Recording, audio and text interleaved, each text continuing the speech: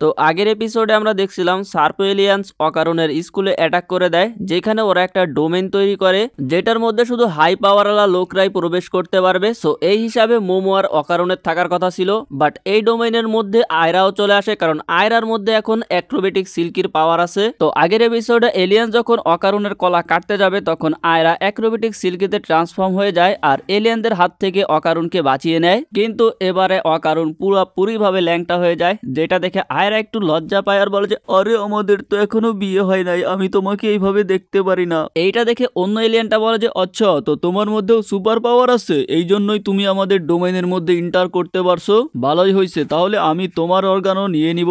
এটা বলেও পাশে থাকা সেই বক্সার এলিয়ানটাকে আয়রার উপরে অ্যাটাক করার জন্য বলে। তো আয়রা আর বক্সার এলিয়ানের মধ্যে ফাইট শুরু হয়ে যায়। এদিকে আমাদের অকারণ বেচারা নিজের ইজ্জত বাঁচানোর জন্য বিভিন্ন জায়গায় ড্রেস খুঁজতে শুরু করে। বক্সার এলিয়ান আয়রার উপরে গান গেয়ে গিয়ে অ্যাটাক করতেছিল।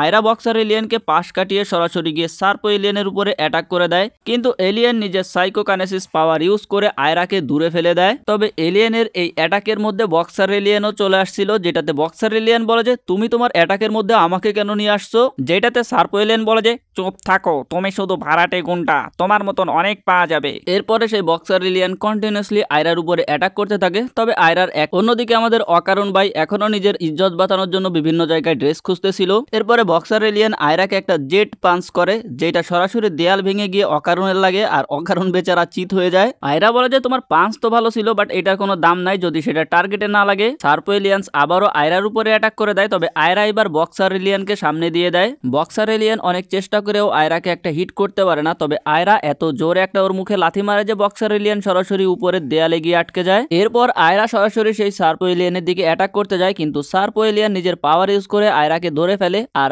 আয়রা নিজের আসল ফর্মে চলে আসে। এলিয়ান এটা জেনে খুশি হয়ে যায় যে এক জায়গাতেই অনেকগুলো সুপার পাওয়ারওয়ালা লোকও পেয়ে গেছে।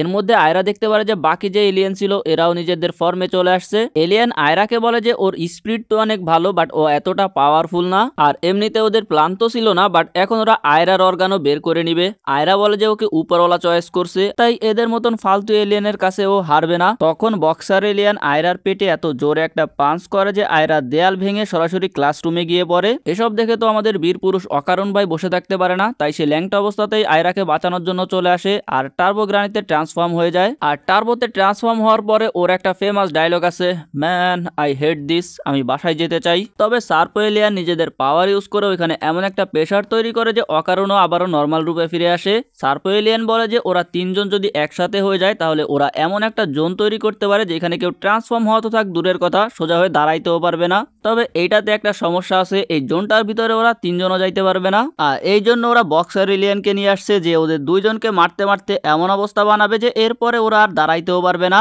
বক্সার এলিয়ান গিয়ে অকারণকে মারতে শুরু করে, যেটা দেখে আয়রার চিন্তা হইতে থাকে।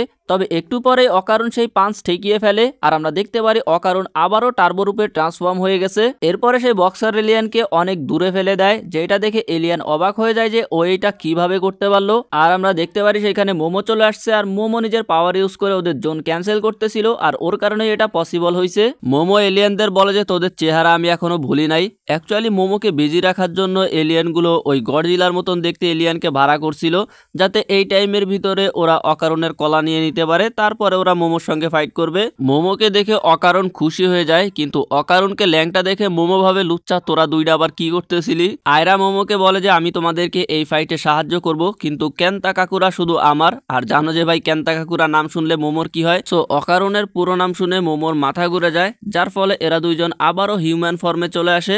আর এলিয়ান এই সুযোগে সদ্ব্যবহার করতে চায়, এই জন্য ওরা গিয়ে সেই বক্সার এলিয়ানকে উঠানো শুরু করে, না হলেও 60% পেমেন্ট কেটে নেওয়া হবে। তবে বক্সার এলিয়ান অনেক ক্লান্ত হয়ে গেছিল, সেই জন্য সার্প এলিয়ান নিজের ব্যানানার মাধ্যমে ওর মাথার ভিতরে এক ধরনের সিরাম ইনজেক্ট করে, যার ফলে এই এলিয়ান এখন থেকে 24 ঘন্টায় কাজ করতে পারবে। আর এবারেও দেখতে কিছুটা পরিবর্তন হয়ে গেছিল। এরপরে এলিয়ানটা গান গাওয়া শুরু করে আর শক ওয়েভের মাধ্যমে ওদের উপরে অ্যাটাক করে দেয়। মোমো আবারও নিজের পাওয়ার ইউজ করতে শুরু করে আর আয়রাকে বলে দ্বিতীয়বার যেন অকারণের আসল নাম ওর সামনে না নেয়। আর মোমোর পাওয়ারের ফলে সার্প এলিয়ানের পাওয়ার কাজ করতেছিল না, সেই জন্য ওরা বক্সার এলিয়ানকে পাঠায় মোমোকে টার্গেট করার জন্য। আয়রা বক্সার এলিয়ানের উপরে অ্যাটাক করে দেয়, তবে বক্সার এলিয়ান এবার আয়রাকে মেরে ছাদের মধ্যে ঢুকায় দেয়, আর ওর পাঞ্চ এতটা স্পিডে ছিল যে মোমো এবার দেখতেও পারে নাই। বক্সার এলিয়ান আবারও আয়রাকে মারতে যায়, কিন্তু অকারণ ওকে বাঁচিয়ে নেয়, কারণ এইখানে সবচেয়ে বেশি স্পিড হইতেছে অকারণের। আর বক্সার এলিয়েনের পাঞ্চও দেখতে পারতেছিল। বক্সার এলিয়েন আবারও অ্যাটাক করতে যায়। এইবার আয়রা ওর মাথায় জোরে একটা লাথি মেরে দেয়। এরপরে অকারণ আর আয়রা একসঙ্গে হয়ে ড্যান্স স্টাইলে বক্সার এলিয়েনের সঙ্গে ফাইট করতে শুরু করে, যেটা দেখে মোমো বলে যে তোমরা দুজন একটু বেশি ক্লোজ হয়ে গেছো। আয়রা বলে যে কেন, তোমার জেলাস ফিল হচ্ছে নাকি? এর মধ্যে অকারণ আবারও একটা ক্যান্তা কাকুরার ডায়লগ দেয়, যার ফলে মোমো উল্টি খেয়ে পড়ে যায় আর এরা দুইজন মাটি চাটা শুরু করে। আয়রা মোমোর উপরে চিল্লানো শুরু করে যে তোমার মনোযোগ কোন দিকে। এদিকে সার্পো এলিয়ান সেই বক্সার এলিয়ানকে চিল্লানো শুরু করে যে তুই কোনো কাজেরই না, আর এই জন্য ওর 60% পেমেন্ট কেটে নেওয়া হয়। যেটা শুনে সেই বক্সার এলিয়ানের মন খারাপ হয়ে যায়। এর মধ্যেই ওদের পায়ের নিচের পানি হঠাৎ করে সবুজ হয়ে যায় আর দেখতে দেখতে এই সম্পূর্ণ জায়গা পানিতে ভরে যায়। মোমো খেয়াল করে দেখতে পারে যে সেই গডজিলা টাইপ এলিয়ানটা এখানে চলে আসছে।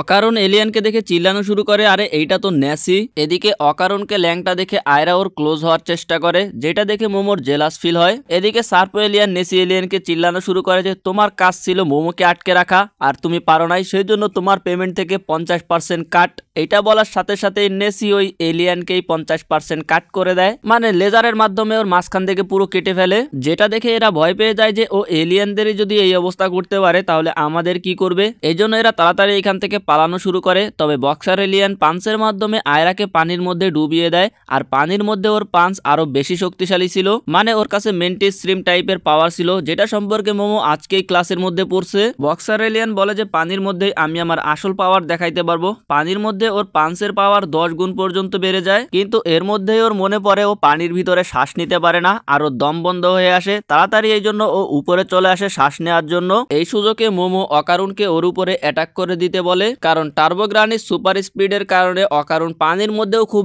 স্পিডে সাঁতরাইতে পারবে। আর যখনই অকারণ অ্যাটাক করার জন্য যাইতে যায় তখনই ও পানির ভিতরে ডুবে যাইতে শুরু করে আর এসে বলে যে হবে না, কারণ টার্বোগ্রানি সাঁতার জানে না। এর মধ্যে সেই বক্সার এলিয়ান আবারও পানির মধ্যে গিয়ে এদের উপরে অ্যাটাক শুরু করে দেয় আর এরা দুইজন সেইখান থেকে পালানো শুরু করে। অন্যদিকে আয়রা উপরে থাকা পানির মধ্যে ডুবেছিল এখনো। মোমো নিজের পাওয়ার ইউজ করে আয়রাকে নিচে নামিয়ে আনতে পারে, বাট সমস্যা হলো বক্সার এলিয়ান ওদেরকে সেই সময় দিতেছিল না। অকারণ বলে যে তাহলে আমি ওই ম্যান্টিসকে ব্যস্ত রাখবো, যেটাতে মোমো জানে যে কাজ হবে না আর এইটা নিয়ে ওদের মধ্যে ঝামেলা শুরু হয়। আর মোমো সেই কথা উঠায় যে তুমি আর আয়রা কি করছিলা। এর মধ্যে অকারণ হঠাৎ করে মোমোর হাত ধরে ফেলে আর ওকে বোঝানোর চেষ্টা করে যে কি হয়েছিল। বলে যে দেখো মানুষ আমাকে কিভাবে তা আমি জানি না, বাট তুমি আমাকে ভুল বুঝো, এটা আমি চাই না। এইখানে একটা রোমান্টিক ভাব তৈরি হয়। এর মধ্যে সেই এলিয়ানটা ওদের উপরে অ্যাটাক করে দেয়, তো অকারণ মোমোকে নিয়ে পানির মধ্যে ডুব দেয়। এরপরে আবার দুইজনে উপরে উঠে আসে। অকারণ মোমোর কাছে ক্ষমা চায় ওর হাত ধরার জন্য। এর মধ্যে সেই এলিয়ানটা উপরে আসে শ্বাস নেওয়ার জন্য।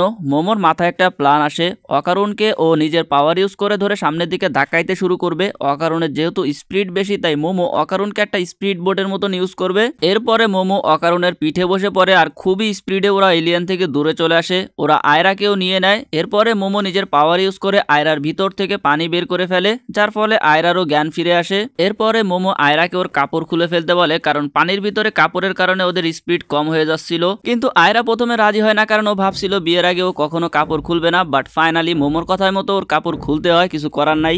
আর দুইজনই অকারণের পিঠে বসে পড়ে। আমাদের অকারণ ভাই তো অনেক লাকি, যদিও তার গটি নাই। যাই হোক, বক্সার এলিয়ান খেয়াল করে ওর কাছে একটা সার্পো এলিয়ান চলে আসছে, যেটা দেখেও প্রথমে কিছুটা ভয় পেয়ে যায়, বাট পরবর্তীতে খেয়াল করে যে ভাই এটার মাথা তো অলরেডি কাটা, যেটা ওই গডজিলা কেটে ফেলছিল। এখন শুধুমাত্র একটা সার্পো এলিয়ানই বেঁচে ছিল, যাকে সেই গডজিলাটা ধাওয়া করতেছিল। এলিয়ানটা পালাইতে থাকে আর বলতে থাকে, আমিও কোন গাধাদের ভাড়া করছি, এইটা অনেক পাওয়ারফুল ঠিক আছে, বাট এত গাধা যে সামনে যাকে পায় তার উপরেই অ্যাটাক করে দেয়। অন্যদিকে আর এক বক্সার এলিয়ান, যেটা পানির ভিতরে তো অনেক শক্তিশালী, বাট শ্বাস নেওয়ার জন্য বারবার উপরে আসতে হয় আর ততক্ষণে দুশ্মন পালিয়ে যায়। বক্সার এলিয়ান এটার জন্য ক্ষমা চায়। সার্পো এলিয়ান বলে যে অনেক হয়েছে, আমাদের তিনজনকে এবার এক হতেই হবে, তাহলে আমাদের পাওয়ার আমরা ঠিক মতন ইউজ করতে পারবো। অকারণ মোমো আর আয়রাকে নিয়ে পানির ভিতরে ডুব দেয়, কিন্তু একটু সামনে যাইতে ওরা সামনে এক ধরনের ক্রিচার দেখতে পারে, যেটা সার্পো, বক্সার এলিয়ান আর সেই গডজিলাটা মিলে হয়েছিল। আর এই হাইব্রিড এলিয়ানটা ওদের উপরে লেজার দিয়ে শুট করে দেয়। আর এই অ্যাটাক থেকে বাঁচার জন্য ওরা উপরে চলে আসে। তবে ওরা খেয়াল করে এই এলিয়ানটা গলার ভিতর দিয়ে পানি নিতেছিল, তার মানে লেজার শুট করার জন্য এর পানির প্রয়োজন হয়। আর ওরা যদি কোনোভাবে ওর গলা ভেঙে ফেলতে পারে তাহলে ওরা এটাকে হারিয়ে দিতে পারবে। তো আয়রা সিল্কেতে ট্রান্সফর্ম হয়ে চুল দিয়ে ওর গলা ধরে ফেলে। এরপরে পা দিয়ে লাথি দেওয়ার জন্য এগিয়ে যায়, কিন্তু এলিয়ানটা ওকে আটকে দেয় আর বক্সার এলিয়ানের পাওয়ার ইউজ করে ওকে অনেক দূরে ফেলে দেয়। কিন্তু মোমো আবারও আয়রাকে ধরে ফেলে। এরা বুঝতে পারতেছিল না ওরা এই এলিয়ানটাকে কিভাবে হারাবে, কারণ তিনজন একত্রিত হয়ে এখন খুবই পাওয়ারফুল হয়ে গেছে। অকারণ বলে যে পানির মধ্যে আমরা এটার কিছুই করতে পারবো না, এর মধ্যেই ওদের একটা শক ওয়েভ এসে লাগে আর তিনজন আলাদা হয়ে যায়। মোমো একেবারে সেই এলিয়ানটার সামনে ছিল।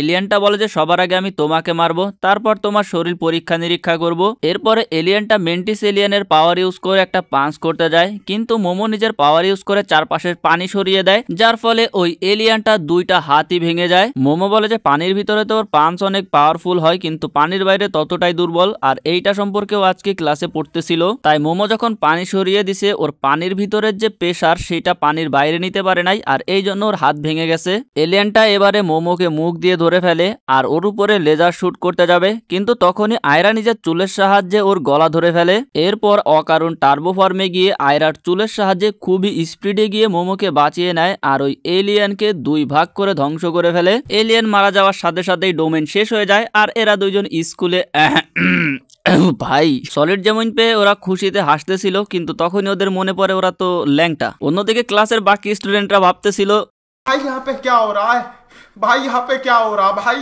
সো তাড়াতাড়ি দুইজনই এখান থেকে পালানো শুরু করে। একটু পরে আয়রা এসে ওদের সাথে জয়েন করে আর তিনজনই এখান থেকে পালানো শুরু করে। আর এই এপিসোড এইখানেই শেষ হয়ে যায়।